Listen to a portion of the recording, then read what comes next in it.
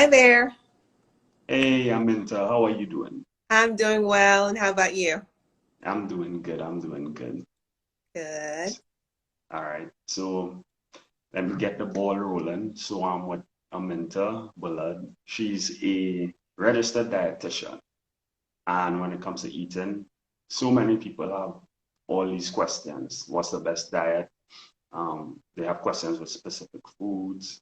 We're going to cover some of those things today. So I'll let Aminta get the ball rolling. And so Aminta, tell me a little bit about yourself. How you Um, got into nutrition? how I got into nutrition. So, actually, in college, I had a bit of a difficult time choosing my major, and nutrition was probably about my fourth major, to be honest.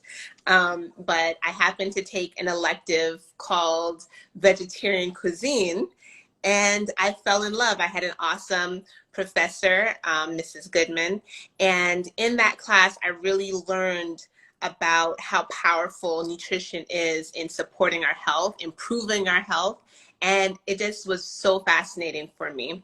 And growing up in a Caribbean household, I of course live in the States, but with my both of my parents being Trinidadian, I naturally had a love for delicious food.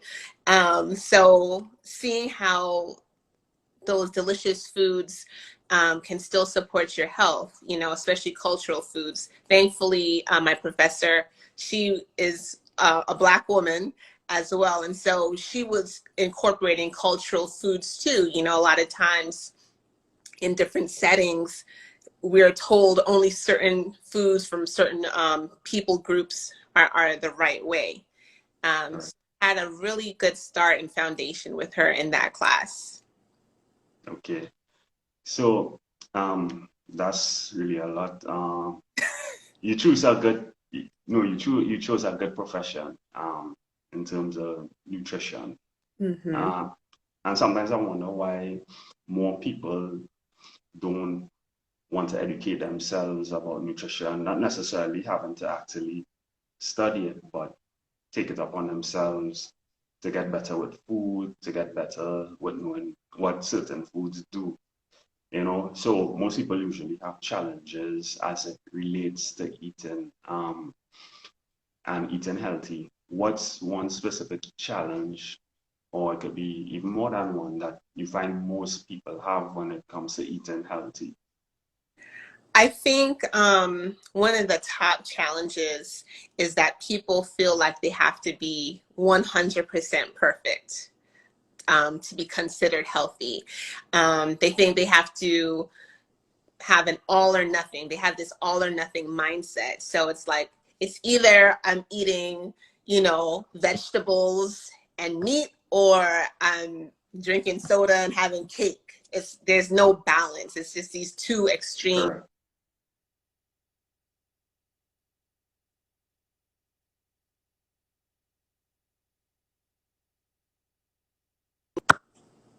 You can't hear me?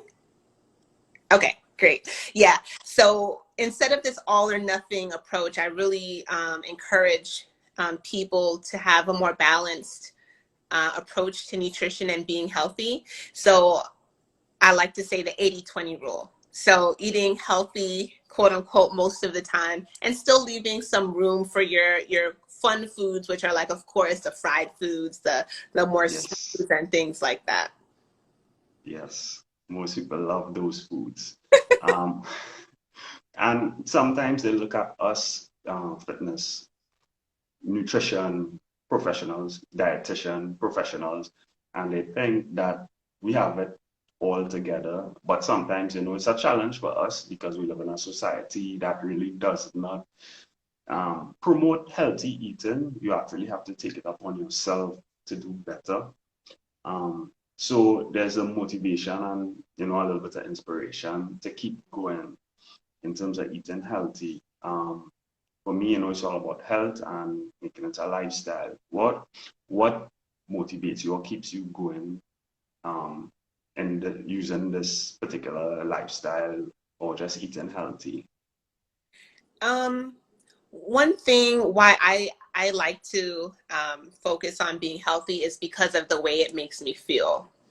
I think a lot of times many people, they kind of ignore the way they're feeling, and they're not observing what is causing me to feel low energy, what is causing me to have a foggy brain. Like, what have I been doing? What's my pattern been like? What's my sleep been like? What's my physical activity? Have I been nourishing my body in the way I should, that foundation of nourishment that we all need?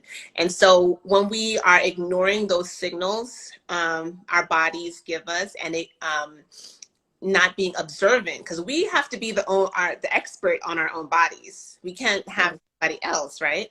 So for me, it's all about how I feel. And I know I observe, like, when I'm taking time to take care of myself, drink my water, making sure I'm having fruits and vegetables every day. Simple things. It doesn't have to be complicated, honestly. I feel better. Physical activity. I haven't exercised this week. And you know what? I don't feel great. I just don't. But when I get in the gym, I get my blood moving, I feel so much better. Like my Yes, mood, my body, everything. correct. You know, you got to have something that keeps you going, even if it's a trigger to get you moving in the right direction. Um, you know, and you said a lot there, and people could take away a lot of the information, you know, with what you said, and they could run with it.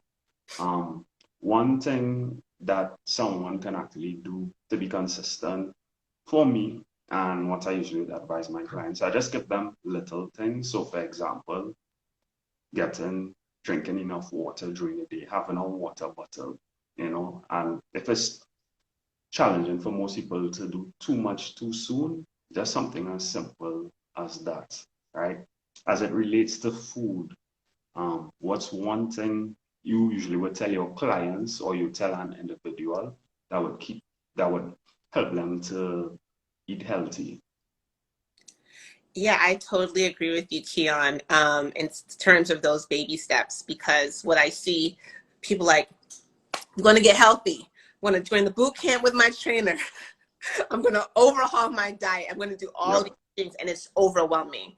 So, like you said, the baby steps. Can you drink water every day instead of having 2 sodas? Can you cut back to one? Because if you're a person who drinks 2 sodas every single day, is it really realistic for you to go cold turkey? Yeah, maybe for a few days, and then you're going to be back on it. So those gradual incremental steps are so key when we want to make a lifestyle change and change those habits that we have. Totally agree with you. yes. And today I spoke with a client, and um, he recently started and he loves drinking soda. And it was a challenge for him to stop. So I told him, you know, don't stop altogether. Have one, you know, maybe once or twice for the week. Sometimes he works outdoors. So instead of going cold turkey, as you said, he's gradually going to wean off of it or not have so much at this present point in time. I Right? totally agree with you. Yes. So we're wrapping up. What's one thing you want to leave with everyone? I know you've told them a lot, but what is one, you know, key point you'd like to leave with everyone? Let's say someone, after they hear this information, what's one thing that they can implement and do starting today? One thing you can do starting today to improve your health is to make half of your plate non-starchy vegetables, your cabbage, broccoli, tomatoes, carrots, those kinds of items. That's going to make a significant improvement in your health. Whatever your goal is, whether you want to lose weight, whether you just want to feel better, whether you want to have better gut health, all of it. Half your plate vegetables, non-starchy vegetables, that's going to be a significant change for you. Very important. So, Aminta, I would like to thank you for being on this live with me. I'm sure the listening audience would have got at least one thing that they can take away and start eating healthier and even in a direction that helps them to lose the weight that they're trying so hard to lose. Yes, thank you so much for having me and inviting me, Keon. Appreciate it. You're welcome.